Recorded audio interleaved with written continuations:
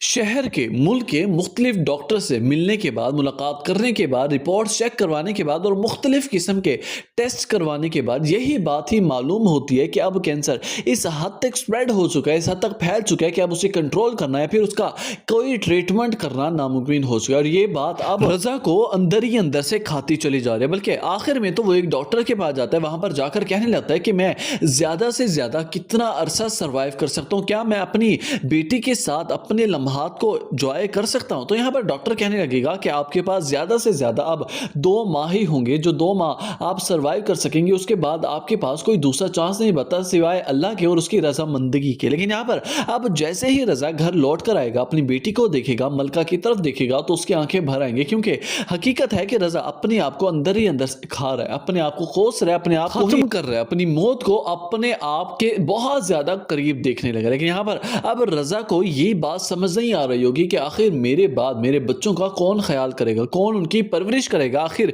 मेरी बेटी का कौन सहारा बनेगा। यहाँ पर मलका भी है जो कि हकीकत जानती है, लेकिन रजा के साथ ढाल बनकर खड़ी है, उसे हौसला देने के लिए तैयार है, उसे हर मुश्किल का साथ देने के लिए गारंटीड है, क्योंकि यहाँ पर रजा के पास सिर्फ और सिर्फ मलका के सिवा और कोई सहारा नहीं है। मलका जानते हुए भी रजा को ये कहती है कि आपको परेशान होने की जरूरत नहीं है, आपकी जिंदगी बहुत लंबी है। देखिएगा रजा, आप एक दिन अपनी बेटी को उसके पैरों पर खुद खड़ा करेंगे इंशाअल्लाह।